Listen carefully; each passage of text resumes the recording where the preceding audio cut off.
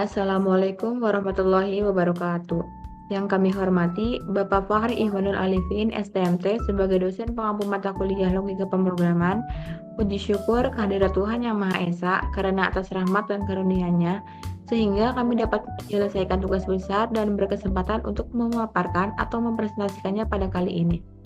Sebelumnya, perkenalkan, kami dari kelompok 1 yang terdiri dari saya sendiri, Siti Nurul Nuraini, dan rekan saya.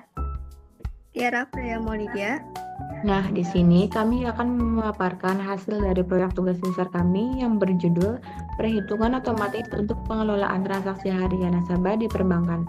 Topik ini kami angkat karena kerelevansiannya dan urgensinya dalam dunia modern, terutama di era digitalisasi yang menuntut efisiensi tinggi dalam pengelolaan transaksi perbankan. Selanjutnya akan dijelaskan oleh rekan saya.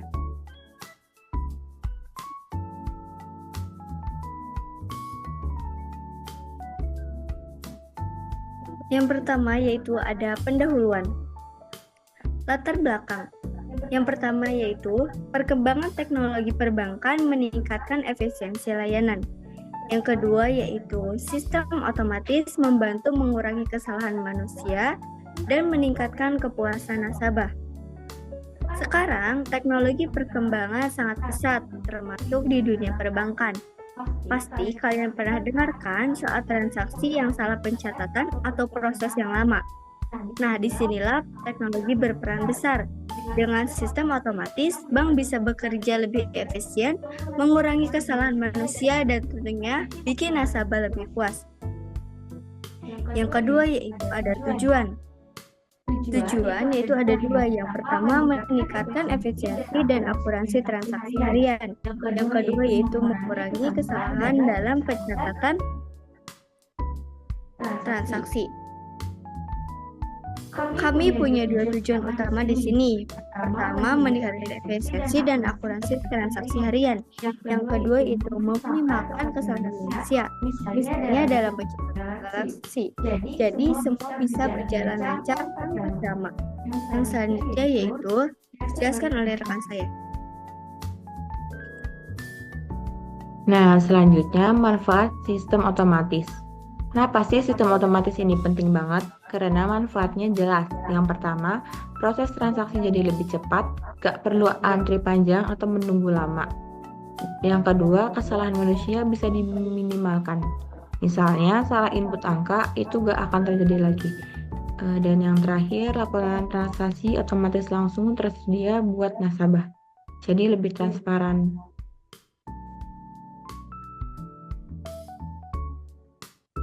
Yang selanjutnya yaitu ada algoritma dan proses sistem. Yang pertama yaitu ada fitur utama berdasarkan membership, dan yang kedua ada tahapan utama. Pada fitur utama, sistem ini fitur utama disesuaikan dengan membership nasabah. Contohnya yang pertama yaitu reguler. Limit hariannya yaitu ada 5 juta rupiah dan biaya adminnya yaitu ada 5.000 rupiah. Yang kedua ada silver. Limit hariannya yaitu ada 10 juta rupiah dan biaya adminnya ada 3.000 rupiah. Yang ketiga yaitu gold.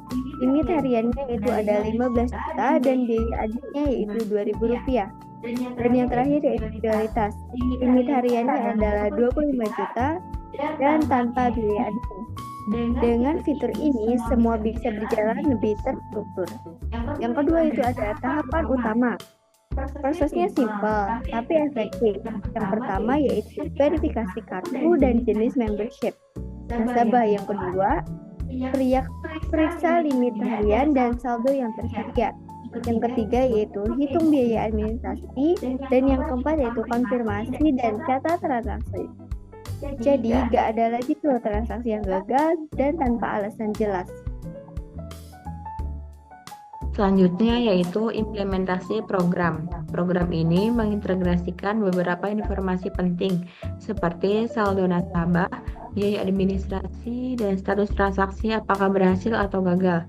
Proses utamanya meliputi penentuan limit harian berdasarkan jenis kartu, validasi saldo dan transaksi terhadap limit, fungsi riset transaksi harian agar semuanya terkontrol. Dan selanjutnya itu output. Terdiri dari informasi saldo, potongan admin, dan transaksi berhasil atau gagal.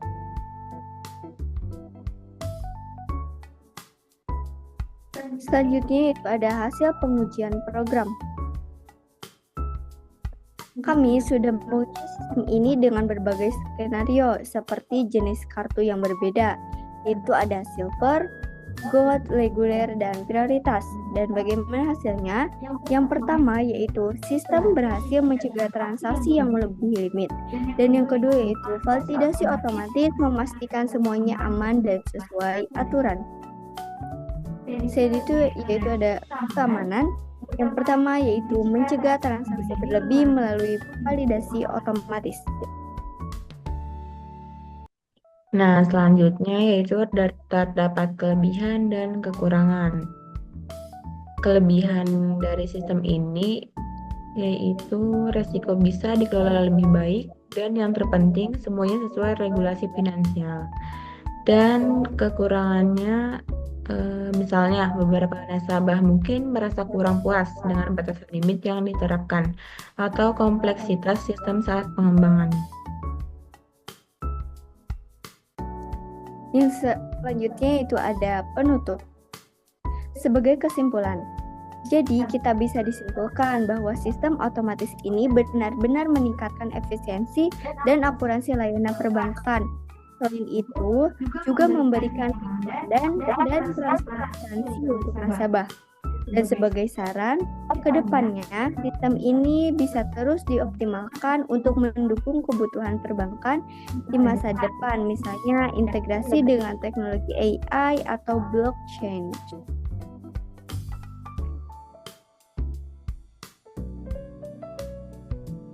Demikian presentasi dari kami. Kami ucapkan terima kasih kepada Bapak Fakri Ihwanul Alifin pada kesempatan kali ini. Kami harap semoga presentasi ini teman-teman semua bisa memahami dari gambaran yang jelas soal manfaat teknologi dalam pengelolaan transaksi perbankan. Sekian dari kami, kurang dan lebihnya mohon maaf, dan apabila ada salah kata atau ucapan mohon dimaafkan. Wabillahi taufiq wal hidayah. Wassalamualaikum warahmatullahi wabarakatuh.